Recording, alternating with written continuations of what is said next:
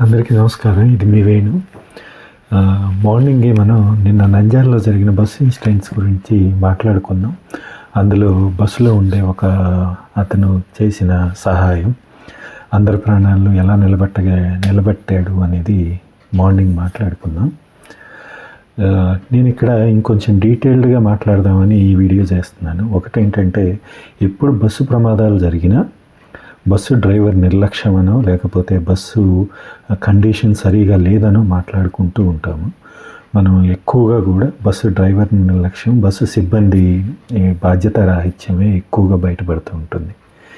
కానీ ఇక్కడ మనం ఆ రూట్లోకి వెళ్ళి సమస్యల్ని పరిశీలించటం అనేది ఎప్పుడు పెద్దగా జరగదు. ఒక 4 రోజులు హడావుడి చేస్తారు, తర్వాత అందరూ మర్చిపోతున్నారు. ఇక్కడ ఈరోజు బస్సు సిబ్బందిలో ఒక అతను ధైర్య సాహసాలు ప్రదర్శించి అందరినీ కాపాడాడు కాబట్టి మనం అతన్ని అప్రిషియేట్ చేస్తున్నాం.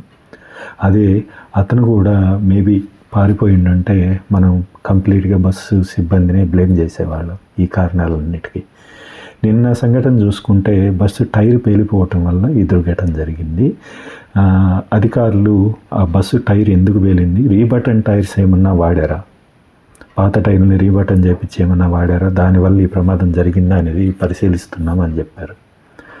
ఇక్కడ నేను మాట్లాడాలనుకుంటుంది, బస్సు యాజమాన్యం సిబ్బంది పట్ల ఎలా వ్యవహరిస్తుంది అనేది మెయిన్ ఇంపార్టెంట్ థింగ్. ఇక్కడ ఎక్కువ ప్రమాదాలన్నీ కూడా టూరిస్ట్ బస్సులు కానీ ట్రావెల్స్ కానీ వాట్ ఎవర్ ఇట్ ఈస్, ఎక్కువ ప్రమాదాలు డ్రైవర్ల వల్లే ఎక్కువ జరుగుతున్నాయి. ఓవర్ స్పీడ్ అన్న రీజన్ అయి ఉంటుంది, లేదంటే డ్రైవరు నిద్రమత్తులో ఉండటం వల్ల ఎక్కువ ప్రమాదాలు జరుగుతాయి. కారు డ్రైవర్లు ట్రావెల్స్ కూడా ఇవే ఎక్కువ రీజన్స్ ఉంటాయి నిద్రమత్తు వల్ల. ఇక్కడ మనం ఒకటి గమనించాల్సింది, ఈ యాక్సిడెంట్లు జరిగే బస్సులు కానీ కార్లు కానీ ఓనర్స్ అనేవాళ్ళు చాలా తక్కువగా ప్రమాదాలకు గురవుతూ ఉంటారు. ఎందుకంటే ఓనర్స్ కొంచెం ఎక్స్ట్రా జాగ్రత్తగా ఉంటారు. అఫ్కోర్స్ ఓనర్స్ కూడా నిద్రపోయి యాక్సిడెంట్ చేసిన సందర్భాలు ఉన్నాయి.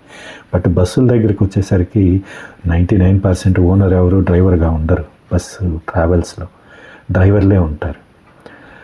మేము దగ్గరగా కొంతమందిని చూసాం కాబట్టి చెప్పాల్సి వస్తుంది. ఇవి డ్రైవర్స్ని వీళ్ళు యాజమాన్యాలు ఎలాంటి సదుపాయాలు కల్పిస్తున్నారు డ్రైవర్స్కి అనే దాన్ని చూస్తే ఆశ్చర్యపడక తప్పదు. ఎందుకంటే ఒక బస్సు ఫర్ ఎగ్జాంపుల్ ఒంగోలు నుంచో తిరుపతి నుంచో హైదరాబాద్ వచ్చింది అనుకుందాం. ఆ డ్రైవరు హైదరాబాద్ వచ్చిన తర్వాత 70% ఆఫ్ ది యాజమాన్యాలు, ట్రావెల్స్ యాజమాన్యాలు వాళ్ళకి రూములు లాంటివి కూడా ప్రొవైడ్ చేయట్లేదు నిద్రపోవటానికి. పగలు వాళ్ళు ఆ బస్సుల్లోనే వండుకోవాలి, ఆ బస్సుల్లోనే పడుకొని నిద్రపోవాలి. మళ్ళీ నైటు రిటర్ను వాళ్ళే డ్రైవ్ చేసుకుంటూ వెళ్ళాలి. మనం ఒక్కరోజు పడుకోవటానికి సరైన సదుపాయాలు లేకపోతేనే 2-3 రోజులు ఇబ్బంది పడతారు సామాన్య ప్రజలు ఎవరైనా సరే. బ్యాక్ పెయిన్ అనో అదైనా ఇదైనా. మీరు ఊహించండి, ఒక డ్రైవర్ పరిస్థితి. బస్సులోనో లేకపోతే రోడ్డు పక్కన ఎక్కడో చోట గుళ్ళ దగ్గర ఎక్కడో ఆపుతుంటారు పెట్రోల్ బంకుల్లోనూ, అక్కడే వాళ్ళు పడుకోవాల్సి వస్తుంది. సో వాళ్ళ పరిస్థితి మీరు ఊహించండి. ఇలాంటి ఇబ్బందులను అధిగమించడానికే బస్సు డ్రైవర్లు ఎక్కువగా ఆల్కహాల్ హ్యాబిట్ని అలవర్చుకుంటున్నారు.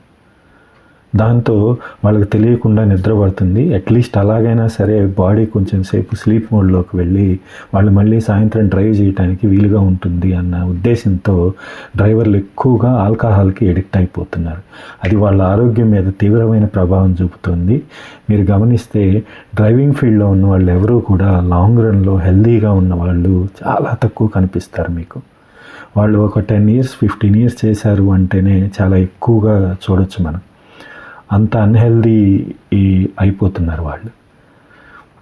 సో నేను ఈ వీడియో ఎందుకు చేస్తున్నానంటే, మనం పద్దాకలు డ్రైవర్స్ని బ్లేమ్ చేసే కన్నా కూడా వాళ్ళకి యాజమాన్యాలు ఎలాంటి మౌలిక సదుపాయాలు కల్పిస్తున్నాయి, ఆ డ్రైవర్స్కి ఎన్ని అవర్స్ వర్క్ చేపిస్తున్నారు.